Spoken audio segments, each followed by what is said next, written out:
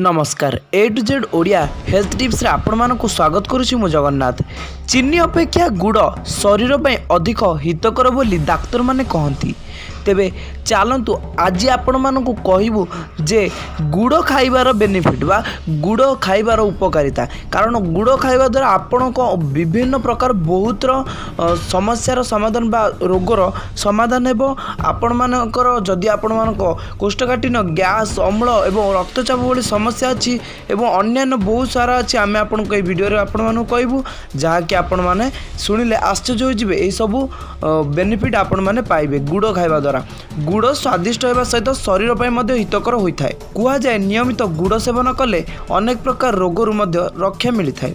तेबे जानतु गुड़ खाइबा द्वारा शरीर को कौन लाभ मिलता है। गुड़ नियमित खाइबा द्वारा हाड़ शक्त होता है एवं गुड़े प्रचुर परिमाण कैल्शियम और फॉस्फोरस रही जहाँकि हाड़ शक्त करिबारे साहाय्य करे। सेहीपरि गुड़े प्रचुर लोह रही है। जदि आपण हिमोग्लोबिन कम अच्छी डायबिटीज लोक मानकर हिमोग्लोबिन कम थाए एवं हिमोग्लोबिन बढ़ाई आपण गुड़ खाई पारे किंतु डायबिटीज प्रति सावधान होइकी। तेबे प्रत्येक दिन गुड़ खाइबा द्वारा आपण को अनेक प्रकार लाभ मिलता है। तेणु गर्भवती महिला को गुड़ खाइबा डाक्तर माने परामर्श देइथांती। तेबे रक्तहीनता रोगी गुड़ बहुत लाभदायक होता है।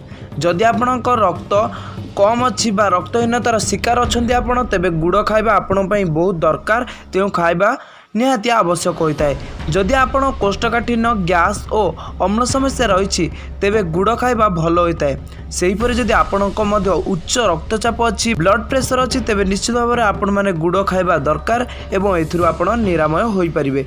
आपण मानकु वीडियोटी केमती लागिछि आमको कमेंट माध्यम जणांतु एवं जदि आपण माने एपर्यंत आम चैनल को सब्सक्राइब करने सब्सक्राइब करंतु वीडियोटी को लाइक करंतु एवं आम से जोड़ी होबा पई आउ किछि सोशल मीडिया लिंक गुडी को दिया जाइछि डिस्क्रिप्शन रे जल्दी जानतु एवं चेक करिनियंतु। रहउछु नमस्कार।